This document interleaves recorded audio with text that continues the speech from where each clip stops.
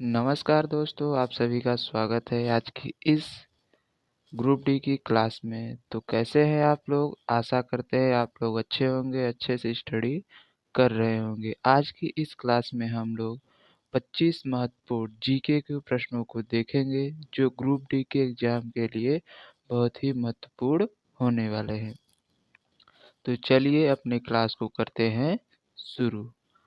आज का हमारा पहला प्रश्न है, भारतीय रेलवे की पहली राजधानी एक्सप्रेस कब शुरू हुई थी?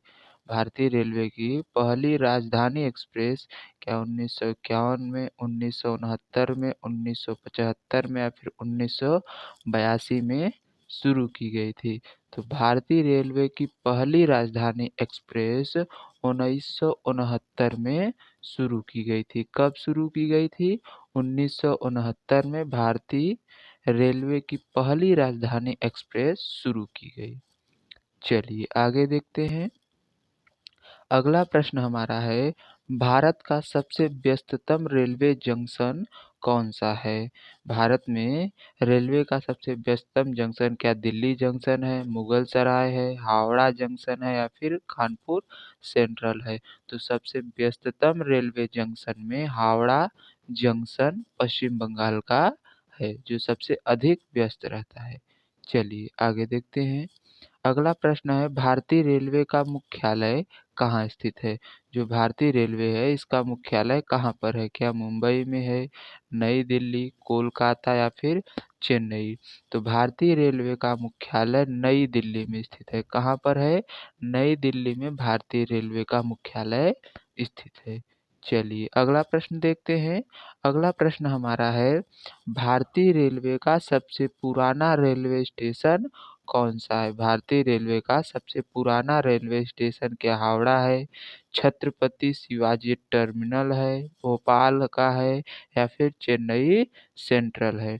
तो भारतीय रेलवे का सबसे पुराना रेलवे स्टेशन मुंबई का छत्रपति शिवाजी टर्मिनल है, CST जिसको शॉर्ट फॉर्म में बोलते हैं। चलिए आगे देखते हैं। अगला प्रश्न है, भारतीय रेलवे में ब्लू ट्रेन कौन सी? ब्लू ट्रेन के नाम से कौन सी ट्रेन जानी जाती है? ब्लू ट्रेन के नाम से क्या राजधानी एक्सप्रेस को जानते हैं, वंदे भारत एक्सप्रेस, दुरंतो एक्सप्रेस या फिर शताब्दी एक्सप्रेस? तो ब्लू ट्रेन के नाम से शताब्दी एक्सप्रेस को भारतीय रेलवे में जाना जाता है। किसको? शताब्दी एक्सप्रेस को ब्लू ट्रेन के नाम से जानते हैं। चलिए अगला देखते हैं।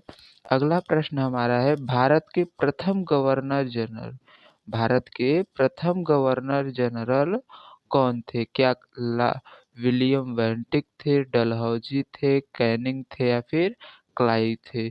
तो भारत के प्रथम गवर्नर जनरल विलियम बेंटिक थे। कौन थे? विलियम बेंटिक भारत के प्रथम गवर्नर जनरल थे। चलिए अगला देखते हैं। अगला प्रश्न है, किसने कहा कि स्वराज मेरा जन्मसिद्ध अधिकार है? यह नारा दिया था, किसने दिया था? स्वराज मेरा जन्मसिद्ध अधिकार है, यह नारा किसके द्वारा दिया गया? क्या महात्मा गांधी ने दिया, बाल गंगाधर तिलक ने, भगत सिंह या सुभाष चंद्र बोस ने? तो स्वराज मेरा जन्मसिद्ध अधिकार है, यह नारा बाल गंगाधर तिलक के द्वारा दिया गया। किसके द्वारा? बाल गंगाधर तिलक ने दिया कि स्वराज मेरा जन्मसिद्ध अधिकार है।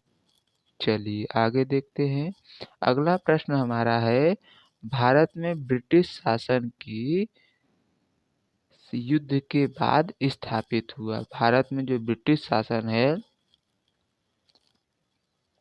वह किस युद्ध के बाद स्थापित हुआ? पानीपत के तृतीय युद्ध के बाद, प्लासी के युद्ध के बाद, बक्सर के युद्ध के बाद फिर या फिर मैसूर के युद्ध के बाद? तो भारत में ब्रिटिश शासन प्लासी के युद्ध के बाद स्थापित हुआ। किस युद्ध के बाद? प्लासी के युद्ध के बाद भारत में ब्रिटिश शासन स्थापित हुआ। चलिए अगला देखते हैं। अगला प्रश्न है, किस आंदोलन के दौरान महात्मा गांधी जी ने करो या मरो का नारा दिया? तो क्या असहयोग आंदोलन, सविनय अवज्ञा आंदोलन, भारत छोड़ो आंदोलन या फिर चंपारण आंदोलन? तो भारत छोड़ो आंदोलन के समय गांधी जी ने करो या मरो का नारा दिया था। किस आंदोलन के समय? भारत छोड़ो आंदोलन के समय। चलिए आगे देखते हैं।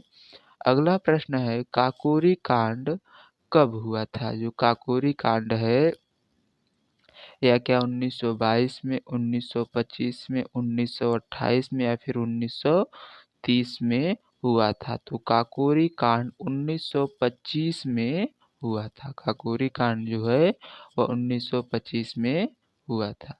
अगला देखते हैं। अगला प्रश्न है, पृथ्वी की सतह पर कुल कितना % भाग जल से ढका है? जो पृथ्वी का सतह है वह कुल कितने % भाग जल से ढका है? क्या 50%, 60% या 71 या फिर 80%? तो पृथ्वी का 71% भाग जो है वह जल से ढका हुआ है। चलिए आगे देखते हैं। अगला प्रश्न है, गंगा नदी का उद्गम स्थल कौन सा है? गंगा नदी किस स्थान से निकलती है? क्या केदारनाथ से, बद्रीनाथ से, गोमुख से या फिर अमरनाथ से? तो गंगा नदी गोमुख से निकलती है। गंगोत्री हिमनद के गोमुख के गंगोत्री हिमनद से गंगा नदी का उद्गम होता है, जो उत्तराखंड के उत्तरकाशी जिले में स्थित है। चलिए आगे देखते हैं। अगला प्रश्न है, भारत की सबसे लंबी झील कौन सी है? जो भारत है यह इसका सबसे लंबी झील क्या चिल्का झील है, वुलर झील है, पुलकित झील है या फिर वेम्बनाड झील है? तो भारत की सबसे लंबी झील वेम्बनाड झील है। कौन सी झील? वेम्बनाड झील भारत की सबसे लंबी झील है। चलिए आगे देखते हैं। अगला प्रश्न हमारा है, कौन सा राज्य सबसे ज्यादा चावल उत्पादन करता है? यानी चावल उत्पादन में अग्रणी राज्य कौन है? क्या उत्तर प्रदेश है, पश्चिम बंगाल, पंजाब या फिर तमिलनाडु? तो चावल उत्पादन में अग्रणी राज्य पश्चिम बंगाल है। कौन सा राज्य है? पश्चिम बंगाल चावल उत्पादन में सबसे आगे है। चलिए अगला देखते हैं। अगला प्रश्न है, कौन सा ग्रह लाल ग्रह के नाम से जाना जाता है? ऐसा कौन सा ग्रह है जिसे लाल ग्रह कहा जाता है? क्या बुध को, मंगल को, बृहस्पति को या फिर शुक्र को? तो मंगल ग्रह को लाल ग्रह के नाम से जाना जाता है। किस ग्रह को? मंगल ग्रह को लाल ग्रह के नाम से जाना जाता है। चलिए अगला देखते हैं। अगला प्रश्न हमारा है, भारतीय संविधान को कब अपनाया गया था? भारतीय संविधान जो है इसको क्या 15 अगस्त 1947 को, 26 जनवरी 1949 को, 26 नवंबर 1949 को, 26 जनवरी 1950 को?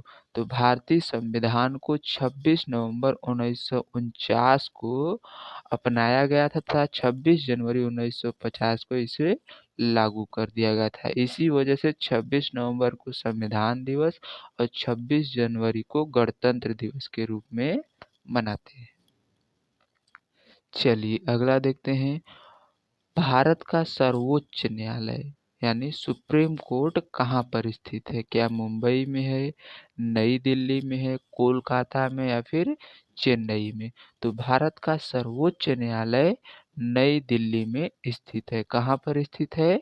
नई दिल्ली में भारत का सर्वोच्च न्यायालय, जिसे सुप्रीम कोर्ट कहते हैं, स्थित है। इसके वर्तमान जो चीफ जस्टिस हैं वो संजय खन्ना है। कौन है? संजय खन्ना वर्तमान चीफ जस्टिस है। चलिए आगे देखते हैं। अगला प्रश्न हमारा है, राज्यसभा में अधिकतम कितने सदस्य हो सकते हैं? क्या 238, 250, 272 या फिर 300?